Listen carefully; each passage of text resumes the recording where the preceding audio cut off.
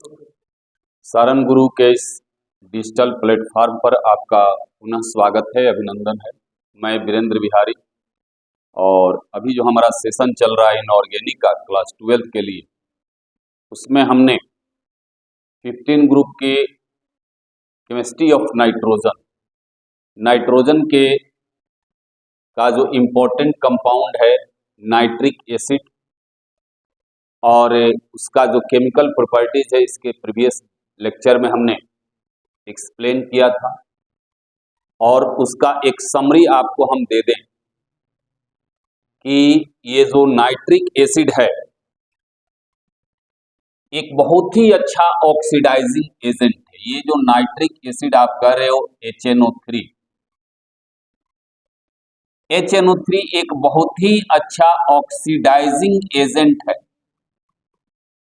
Oxidising agent है या nitric acid.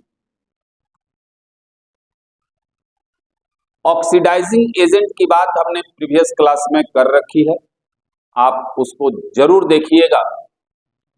अब ऑक्सीडाइजिंग एजेंट का मतलब ये हो गया, हमने पहले भी कहा था, समरी केवल कर रहे हैं कि ये दूसरे को ऑक्सीडाइज्ड करता है, दूसरे को ऑक्सीडाइज्ड करता है और अपने रिड्यूस्ड हो जाता है, यानी इटसेल्फ रिड्यूस्ड हो जाता है। और HNO3 जो रिड्यूस होगा, याद रखिएगा, रिड्यूस जो यह होगा HNO3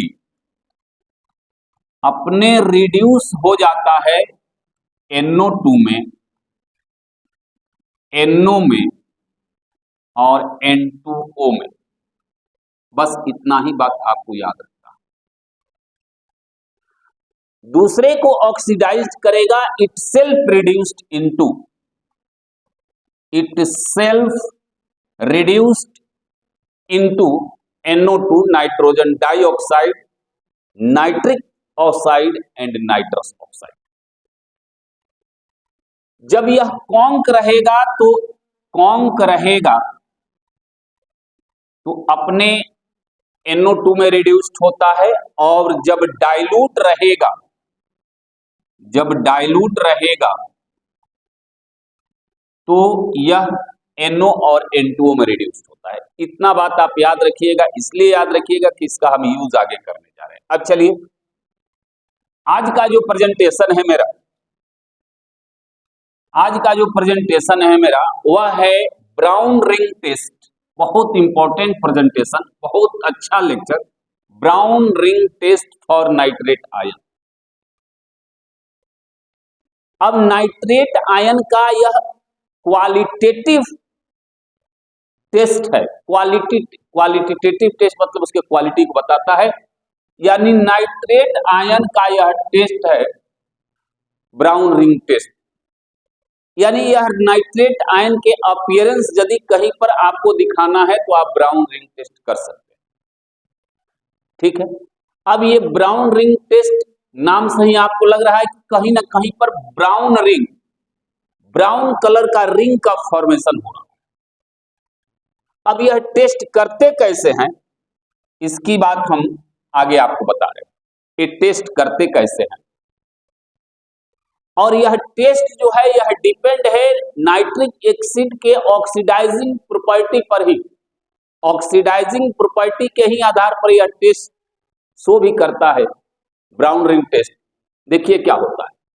नाइट्रेट आयन का यह टेस्ट है ब्राउन रिंग टेस्ट। इसमें हम करते क्या है कि नाइट्रेट आयन कंटेनिंग कोई सॉल्ट लेते हैं जिसमें नाइट्रेट आयन का हमको अपीयरेंस को दिखाना है।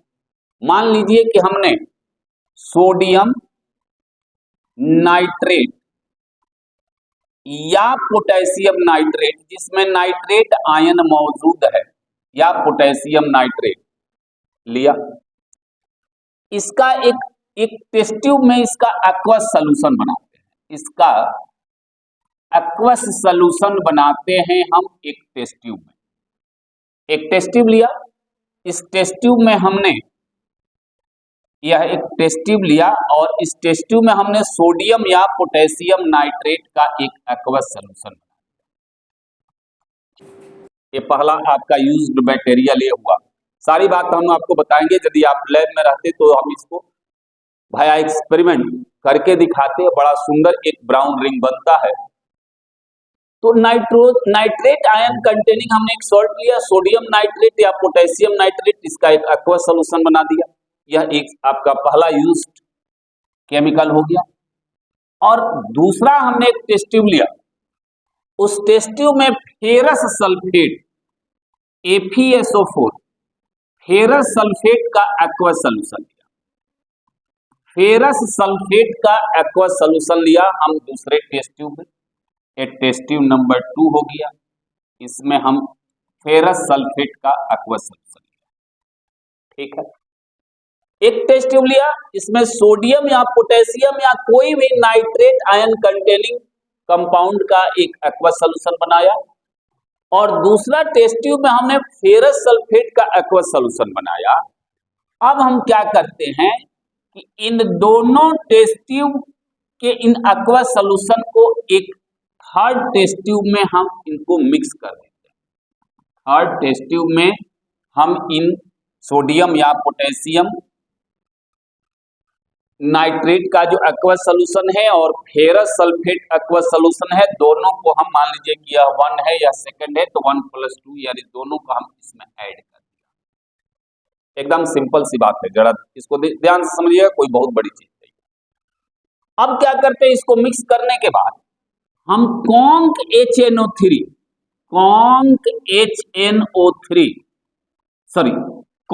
सल्फ्यूरिक एसिड H2SO4 कॉन्क, और इसको हम ड्रॉपर से, ये ड्रॉपर आप देखे होइएगा, ड्रॉपर से हम इस वाल से सटा करके ड्रॉपवाइज कॉन्क सल्फ्यूरिक एसिड इसमें ऐड करते हैं। कॉन्क सल्फ्यूरिक एसिड इसमें हम ऐड करते हैं। ऐड करने पर हम देखते क्या है कि कॉन्क सल्फ्यूरिक एसिड और इस मिक्सर का जो इंटरफेस है, जहां पर इन दोनों का कांटेक्ट पॉइंट है, वहां पर एक ब्राउन रिंग का फॉर्मेशन होता है। ब्राउन रिंग का फॉर्मेशन होता है, यानी यह ब्राउन रिंग का फॉर्मेशन यह इंडिकेट कर रहा है कि इसमें जो है वह नाइट्रेट आयन मौजूद है, और नाइट्रेट आयन के चलते ही यह ब्राउन रिंग बन रहा है। Due to presence of nitrate ion, brown ring is formed in this mixture. पुनः आपको बता दें कि नाइट्रेट आयन कंटेनिंग हम कोई एक्वस सॉल्यूशन लिए, इसमें फेरस सल्फेट का हम एक्वस सॉल्यूशन लिए, दोनों सॉल्यूशन को हम एक थर्ड टेस्ट ट्यूब में मिक्स करते हैं, और मिक्स करने के बाद हम कॉन्क सल्फ्यूरिक एसिड को टेस्ट ट्यूब के वाल से सटा करके ड्रॉपवाइज डालते हैं।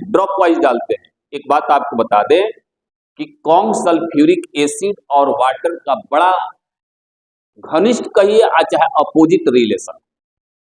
एक बारगी यदि आप कॉन्क सल्फ्यूरिक एसिड डालते हो, एक जो थर्मिक रिएक्शन है, ह्यूज अमाउंट में हीट इवॉल्व होगा, दुर्घटना हो सकती है। इसीलिए आप पढ़े भी होइएगा कि कॉन्क सल्फ्यूरिक एसिड को डाइल्यूट कैसे करते हैं। तो कैसे डाइल्यूट करते हैं, तो हम वाटर में कॉन्क सल्फ्यूरिक एसिड ड्रॉपवाइज डालते हैं। वाटर में हम कॉन्क सल्फ्यूरिक एसिड डालते हैं, ना कि कॉन्क सल्फ्यूरिक एसिड में वाटर डाला जाए। सेम कंसेप्ट यहां पर भी है कि आप कॉन्क सल्फ्यूरिक एसिड को ड्रॉपर से ड्रॉपवाइज आप दीवार से सटा करके इस मिक्सर में डालोगे। डालने के बाद आपको इनके इंटरफेस पर एक ब्राउन रिंग का अपीयरेंस नजर आएगा। यही है आपका ब्राउन रिंग टेस्ट। ये हो गया आपका थियोरेटिकली प्रैक्टिकली कंसेप्ट। अब चलिए, अब इसका थियोरेटिकली कंसेप्ट आप समझिए। आपने कहा कि सर हम नाइट्रेट आयन, मुख्य रूप से नाइट्रेट आयन का अपीयरेंस का यह टेस्ट है। नाइट्रेट आयन यह एक ऑक्सीडाइजिंग एजेंट है, यह दूसरे को ऑक्सीडाइज करता है, अपने यह रिड्यूस्ड हो जाएगा इस रिएक्शन में NO में, नाइट्रिक ऑक्साइड में यह रिड्यूस्ड हो जाता है, अपने रिड्यूस हो जाएगा नाइट्रिक ऑक्साइड में। Nitric oxide. और दूसरा कंपोनेंट क्या है, आपने फेरस सल्फेट लिया है, तो फेरस सल्फेट यह ऑक्सीडाइज किसको करेगा, तो Fe2+, फेरस सल्फेट पे Fe का ऑक्सीडेशन नंबर या चार्ज कहो 2+ होता है। तो ये जो फेरस आयन है, इस फेरस आयन को यह कन्वर्ट कर देता है फेरिक आयन। याद रखना, ये क्या हो गया, यहां पर ये नाइट्रेट आयन अपने रिड्यूस्ड हो गया NO में, और यह Fe2+ को कन्वर्ट कर देता है Fe3+ में, यानी यहां पर ऑक्सीडेशन हुआ, यह फेरस को फेरिक में बदल दिया, और यहां पर ये हो गया आपका रिडक्शन, यानी अपने रिड्यूस्ड हो गया, दूसरे को ऑक्सीडाइज। ठीक है, इतनी बात समझ में आई। चिल्ला चिल्ला के कहते हैं, चाहे कोई भी कॉम्पिटिटिव एग्जाम हो या एकेडमिक एग्जाम हो, ये नाइट्रिक एसिड से क्वेश्चन आपको देता है।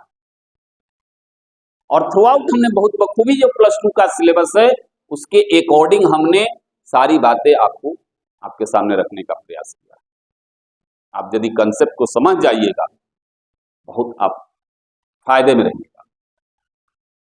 ये नाइट्रेट आयन अपने रिड्यूस्ड हो गया NO में, और यह ऑक्सीडाइज कर दिया है। अब कहोगे कि सर ये ऑक्सीडेशन का कैसे है, तो देखो हमने कहा था increase in oxidation number is known as oxidation.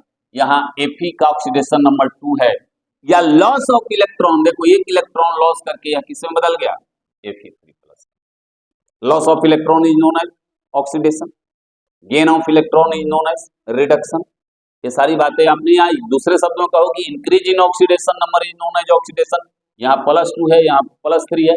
यहाँ पर देखिए, यदि इसकी बात आप करोगे ऑक्सीडेशन नंबर के टर्म में, तो 3 दूना के 6 -6, तो ये हो जाएगा -5, तो इस पर हो जाएगा +5। यहाँ देखिए -2 +2, +5 से +3 +2 हो रहा है, यानी decrease in oxidation number is known as reduction. तो वहां से आप रिडक्शन को भी आइडेंटिफाई कर लिया। Increase in oxidation number is known as oxidation, ये ऑक्सीडेशन। अब ये कंसेप्ट हो गया फर्स्ट स्टेप का, कि नाइट्रेट आयन अपने रिड्यूस्ड हो गया नाइट्रिक ऑक्साइड में, और यह Fe2+ को ऑक्सीडाइज कर दिया Fe3+। कोई बात। अब देखिए, अब इसको हमको क्या करना है थोड़ा देर के लिए, अब इसको बैलेंस करना होता है। रिडॉक्स रिएक्शन का बैलेंसिंग जो है आपने क्लास 11th में पढ़ा होगा, इसको बैलेंस करना है। देखिए ये हमने लिखा, ठीक है लिख दिया, इसको ऑक्सीडेशन नंबर को हम यहां से हटा देते हैं।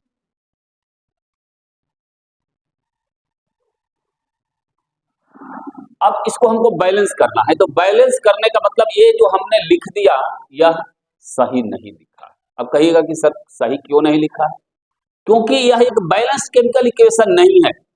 यहां पर आप देख रहे हो कि नाइट्रोजन 1 है, नाइट्रोजन 1 है, ऑक्सीजन 3 है, ऑक्सीजन 1 है, यहाँ पर Fe 1 है, Fe, लेकिन +2 यहाँ पर है, यहाँ पर +3 है, तो चार्ज बैलेंस नहीं है। यहाँ पर भी -1 तो है, लेकिन वहां पर कोई चार्ज नहीं है। तो a balance chemical equation is the chemical equation in which the number of atoms as well as charge both are balance. दोनों बैलेंस होने चाहिए, चार्ज भी बराबर होना चाहिए, नंबर ऑफ एटम भी बराबर होना चाहिए। तो ऊपर वाले में तो ना नंबर ऑफ एटम बराबर है ना चार्ज बराबर है, नीचे वाले में नंबर ऑफ एटम तो बराबर लेकिन चार्ज बराबर नहीं है, यहाँ +2 है, यहाँ +3 है। अब इसको कैसे बैलेंस करते हैं? अब बैलेंस करते हैं, क्योंकि आप कौन सल्फ्यूरिक एसिड डाल रहे हो, इसलिए एसिडिक मीडियम में हम इसको बैलेंस करना है। अब इसको बैलेंस करने का तरीका यहां पर हम एसिडिक मीडियम में आपको बता दें। एसिडिक मीडियम में यदि कोई आयोनिक इक्वेशन है उसको आप कैसे बैलेंस करोगे एसिडिक मीडियम में, तो आपको मालूम होना चाहिए कि एसिडिक मीडियम में हम बैलेंस कैसे करते हैं। तो उसमें आपने पढ़ा होगा कि ऑक्सीजन और हाइड्रोजन को छोड़ करके बाकी एटम को बैलेंस कर लें। जरूरी चीज है यह, यहाँ भी इसका यूज है, बहुत सारे रिएक्शन में भी यूज होता है। या जब हम पोटेशियम डाइक्रोमेटिक ऑक्सीडाइजिंग एजेंट पढ़ाएंगे डी ब्लॉक में क्रोमियम का, तो वहां पर भी आपको इसका यूज पड़ेगा। आपको डी ब्लॉक में पोटेशियम डाइक्रोमेट और पोटेशियम परमैंगनेट, ये दोनों ऑक्सीडाइजिंग एजेंट के बारे में आपको डी ब्लॉक में भी पढ़ना है, ठीक है ना। ऑक्सीडाइजिंग एजेंट पर आपको विशेष ध्यान देना है। तो अब एसिडिक मीडियम हम कैसे बैलेंस करते हैं? तो पहला आपने कहा कि sir except hydrogen and oxygen other atoms are balanced. Other atom को बैलेंस कर देना है।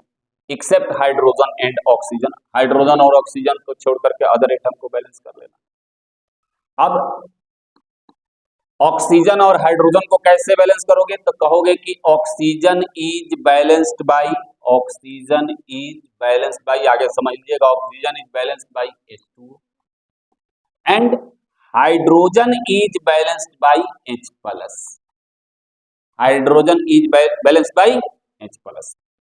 जब नंबर ऑफ एटम को आप बैलेंस कर लोगे, उसके बाद चार्ज को भी बैलेंस किया जाता है। तो चार्ज को कैसे बैलेंस करोगे?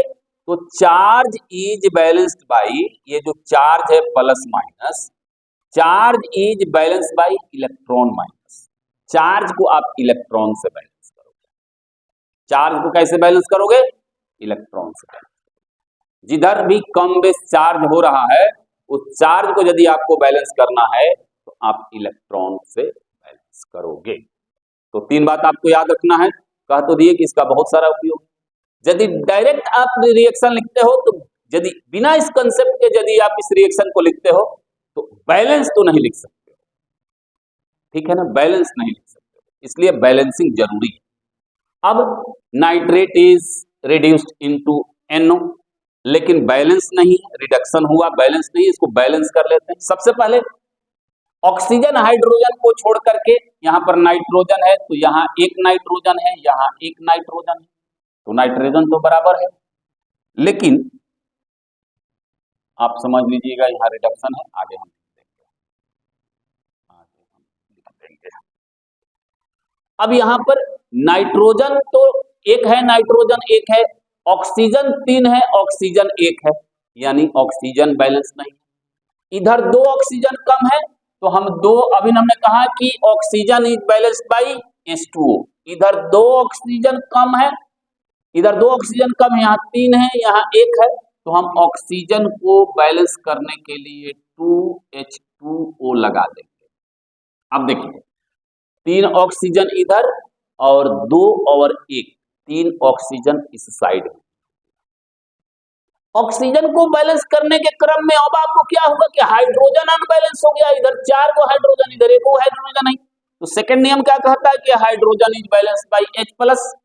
अब हम हाइड्रोजन को बैलेंस करने के लिए H+ का उपयोग करेंगे।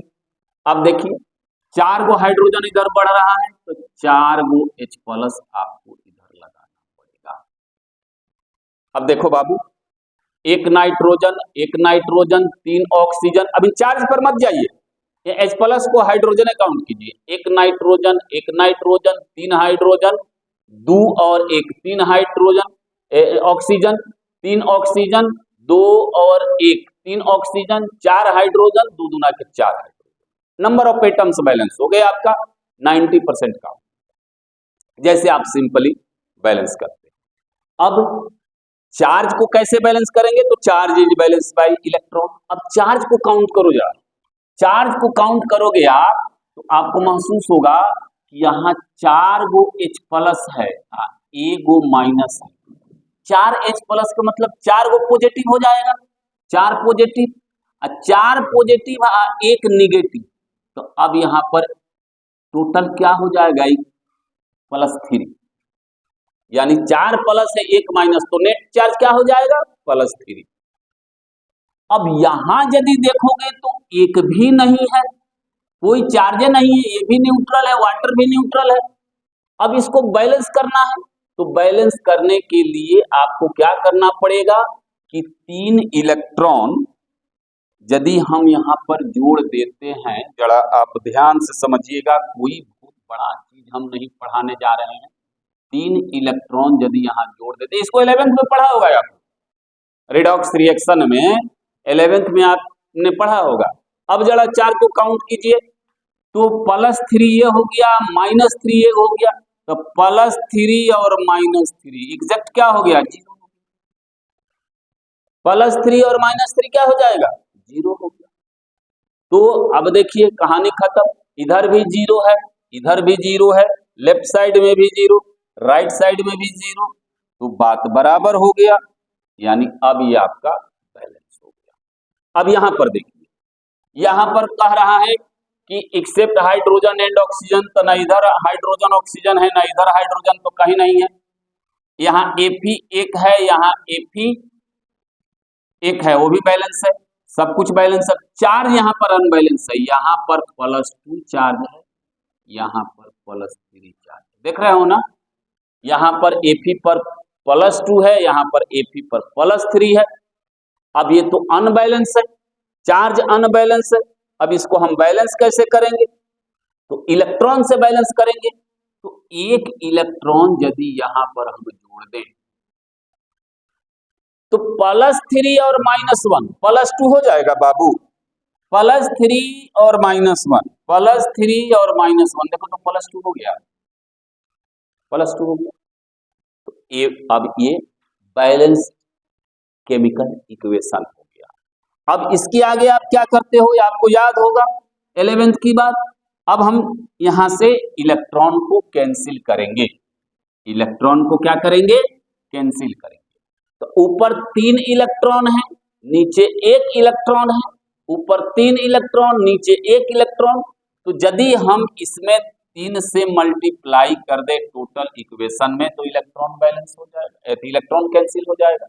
तो अब उसको हम क्या करेंगे, 3 3 और 3, ठीक है। अब यहां पर यह इलेक्ट्रॉन क्या हो जाएगा, कैंसिल हो जाएगा। अब रिएक्टेंट को रिएक्टेंट साइड में और प्रोडक्ट को प्रोडक्ट साइड में लिखेंगे। तो अब आप ऐसे लिखोगे 3Fe2 प्लस NO3 -1, ठीक है, प्लस 4H प्लस, ये हो जाएगा, आप प्रोडक्ट को प्रोडक्ट साइड में लिख दीजिए, Fe3 plus 3Fe3 plus plus NO plus 2H2, ठीक है। अब ये आपका बैलेंस्ड इक्वेशन हो गया, ये नेट रिएक्शन, ये नेट रिएक्शन हो गया। बिल्कुल आसान काम है आपको आयोनिक इक्वेशन को बैलेंस करना, खासकर एसिडिक मटेरियल। ये 3 बात यदि याद रखते हो, ये 3 बात याद रखते हो, तो आप आसानी से केमिकल इक्वेशन को बैलेंस कर सकते हो। 3 बात क्या क्या है कि ऑक्सीजन हाइड्रोजन को छोड़ करके बाकी एटम को बैलेंस कर दीजिए। ऑक्सीजन को बैलेंस कीजिए H2O से, हाइड्रोजन को बैलेंस कीजिए H+ से, और इलेक्ट्रॉन चार्ज को बैलेंस कीजिए इलेक्ट्रॉन से। अब यहां पर आपको देखिए कितना सुंदर बन गया, बात वही हमने लिखा, इसका ऑक्सीडेशन हुआ, इसका ऑक्सीडेशन हुआ, यानी Fe2+ बनना Fe3+ में, यानी NO3 ने इसको ऑक्सीडाइज्ड कर दिया, इसको ऑक्सीडाइज्ड कर दिया, और ये साहब बन गए NO में, माने अपने हो गए रिड्यूस। अपने क्या हो गए बाबू, रिड्यूस हो गए, अपने रिड्यूस हो गए, दूसरे को ऑक्सीडाइज कर डाला इन्होंने। अब क्या होता है कि ये जो NO बना, ये जो NO बना नाइट्रिक ऑक्साइड, यह नाइट्रिक ऑक्साइड, ये रिमेनिंग जो आयरन है, रिमेनिंग जो आयरन है, इससे यह कंबाइन हो जाता है, और कंबाइन हो करके एक कॉम्प्लेक्स बनाता है FeH2O का होल 5NO, 2 प्लस H2। यही आपका एक कॉम्प्लेक्स कंपाउंड बनता है, यही कॉम्प्लेक्स कंपाउंड बनता है। आगे हम आपको कॉम्प्लेक्स कंपाउंड के बारे में पढ़ाएंगे। यही कॉम्प्लेक्स कंपाउंड बनता है और इसी कॉम्प्लेक्स कंपाउंड के चलते आपको ब्राउन रिंग का फॉर्मेशन होता है। इसी कॉम्प्लेक्स के चलते आपका ब्राउन रिंग बनता है, अब आगे इसका नाम क्या होगा, ये हम चर्चा कॉम्प्लेक्स कंपाउंड को पढ़ाएंगे तब करेंगे। लेकिन थोड़ा देर के लिए आपको हम बता दें कि ये जो है आपका, इसको हम कॉम्प्लेक्स कंपाउंड की दुनिया में एक्वा बोलते हैं, इसको नाइट्रोसाइल, अब नाइट्रिक ऑक्साइड नहीं बोलेंगे, इसको नाइट्रोसाइल बोलेंगे। अब यह आयरन कहलाएगा, तो अब इसका नाम हो जाएगा पेंटा एक्वा। 5 है चूंकि, इसलिए नाम हो जाएगा penta aqua nitrosyl, penta aqua nitrosyl iron second, oxidation number iron second. और इसी कॉम्प्लेक्स के चलते आपको टेस्ट ट्यूब में आपको ब्राउन रिंग बन रहा था due to formation of complex compound. ठीक है, तो मेन कंसेप्ट आपका वही है कि नाइट्रेट आयन दूसरे को ऑक्सीडाइज्ड करेगा, आयरन को ऑक्सीडाइज करेगा, अपने रिड्यूस्ड हो जाएगा NO में। वह NO यानी nitric oxide iron aqua iron से के कॉम्प्लेक्स से कंबाइन होकर के एक कॉम्प्लेक्स कंपाउंड का फॉर्मेशन करता है, पेंटा एक्वा नाइट्रोसाइल आयरन सेकेंड, और इसी के चलते यह ब्राउन रिंग बनता है, इसी के चलते ब्राउन रिंग बनता है। बहुत सारे खूबसूरत क्वेश्चन यहां से भी होते हैं आपको। तो ये रहा नाइट्रेट आयन का टेस्ट, ब्राउन रिंग टेस्ट। तो इससे भी क्वेश्चन पूछता है कि brown ring test nitrate ion में कॉम्प्लेक्स वगैरह बनता है उसका नाम क्या है, या नाइट्रेट आयन किसमें रिड्यूस्ड हो जाता है, किसको ऑक्सीडाइज करता है। बहुत सारे क्वेश्चन एक स्टेप से होता है। दूसरा क्वेश्चन है कि जब हम नाइट्रेट आयन का जब क्वालिटेटिव एनालिसिस करेंगे तो सल्फ्यूरिक एसिड को कैसे डालेंगे। तो याद रखना है कि इस टेस्ट ट्यूब के वाल से, ड्रॉपर से, वाल से सटा करके ड्रॉप वाइज आपको यहाँ पर सल्फ्यूरिक एसिड ऐड करना है। ओके, तो ये आपका नाइट्रोजन का केमिस्ट्री आज खत्म हुआ। अब ये आगे जो वीडियो होगा उसमें हम 15 ग्रुप का जो सेकंड एलिमेंट है फास्फोरस, उसकी चर्चा करेंगे। तब तक आपको बहुत बहुत धन्यवाद। आप सब्सक्राइब करें, शेयर जरूर करें अपने दोस्तों को, और कमेंट तो जरूर लिखें। कमेंट लिखिएगा तो हम और इसमें इम्प्रूवमेंट का प्रयास करेंगे। धन्यवाद।